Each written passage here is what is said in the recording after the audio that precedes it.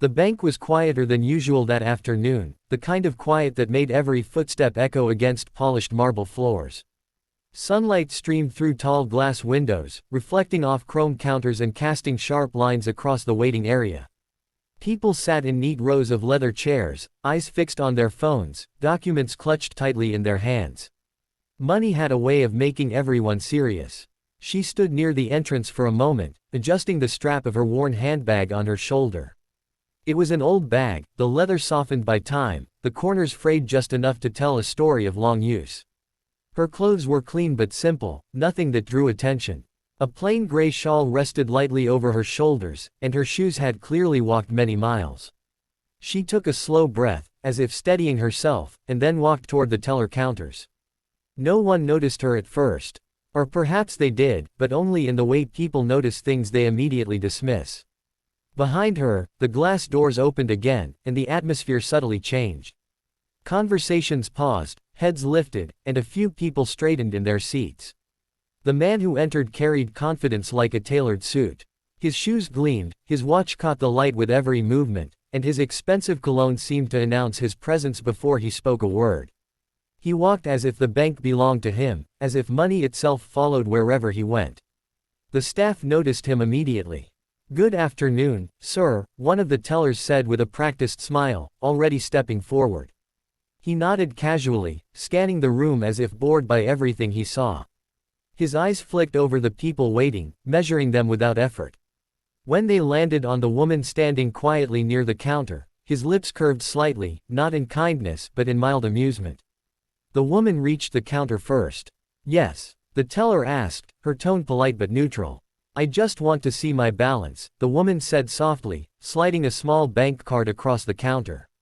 The words were simple, almost shy, but they carried an unexpected weight. The man behind her heard them clearly. He let out a short laugh before he could stop himself. It wasn't loud, but it was sharp enough to cut through the quiet. A few people glanced over. The woman turned her head slightly, surprised, but said nothing. Her expression remained calm, though something unreadable passed through her eyes. The man didn't bother to hide his amusement. "Balance," he said, more to himself than anyone else. These days everyone wants to see their balance. The teller hesitated, uncomfortable, then picked up the card and began typing.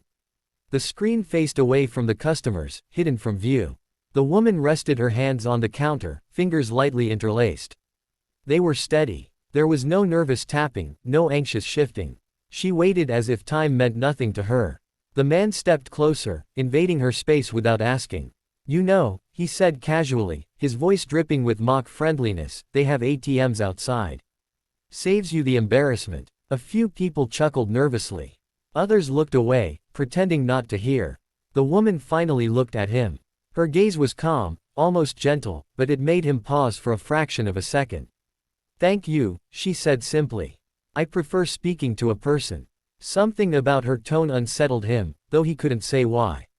He shrugged it off quickly. "Well," he said, tapping his watch, "some of us have important accounts to manage.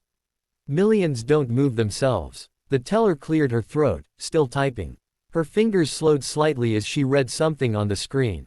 Her eyebrows drew together, then lifted. She blinked once, then leaned closer to the monitor, as if she had misread it. The woman noticed the change immediately. "Is there a problem?" she asked. "No, no," the teller replied quickly, though her voice betrayed a hint of surprise. "Just one moment." The man smirked. "Let me guess," he said, crossing his arms. "Negative balance. Or maybe just enough for tea." The woman did not respond. She simply waited. Minutes seemed to stretch. The bank felt warmer, the air heavier. The teller's face had gone pale. She glanced toward the manager's office, then back at the screen. "I'll just need to confirm something," she said, standing abruptly.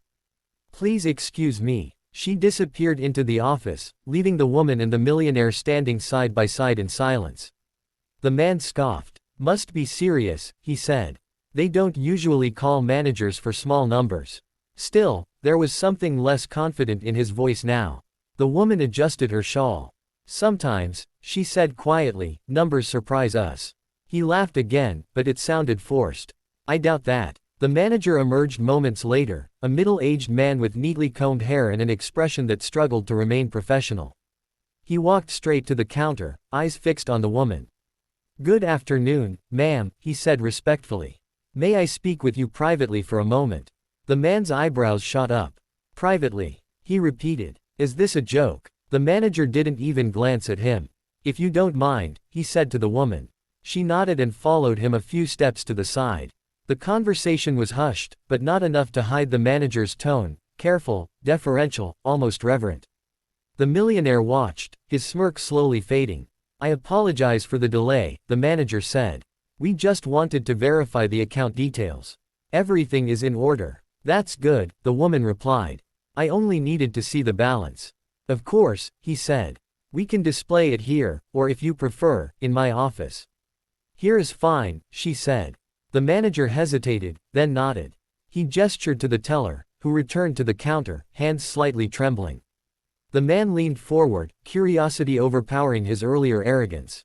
"This I have to see," he muttered. The teller turned the screen slightly, just enough for the woman to see clearly. The glow reflected in her eyes. She did not react immediately. No gasp, no smile. Just a slow, thoughtful breath. The man strained to see, craning his neck. "Well," he demanded. "What is it? Don't keep us in suspense." The teller swallowed hard. "Sir," she said quietly, "please step back." "Why?" he snapped. "What's on the screen?" The manager's voice was firm now. "That will be enough." The man straightened, irritation flashing across his face. "Do you know who I am?" "Yes," the manager said calmly. "And right now, it doesn't matter." A murmur rippled through the waiting area. People were watching openly now. The woman finally spoke. "It's fine," she said. "He can look if he wants." The teller hesitated, then rotated the screen a little more. The man's eyes dropped to the numbers. At first, he frowned, as if his brain refused to process what he was seeing. Then his mouth fell slightly open. That can't be right," he whispered. The woman turned to face him fully for the first time. "Why not?" she asked gently. He looked at her again, really looked at her, as if trying to reconcile the woman in front of him with the figures burning into his mind. The bank felt impossibly silent. The manager cleared his throat. "Ma'am, if there is anything you need." "Not today," she said.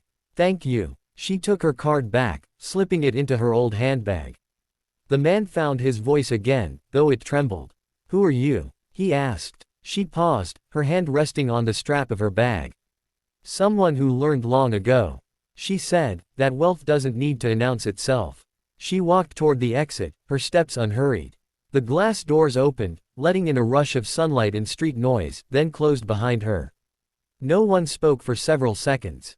The man remained frozen, staring at the counter, at the screen that had already gone dark. For the first time in years, his laughter was gone, replaced by a feeling he could not name, but one that sat heavy in his chest and refused to leave. And deep down, he knew this was only the beginning.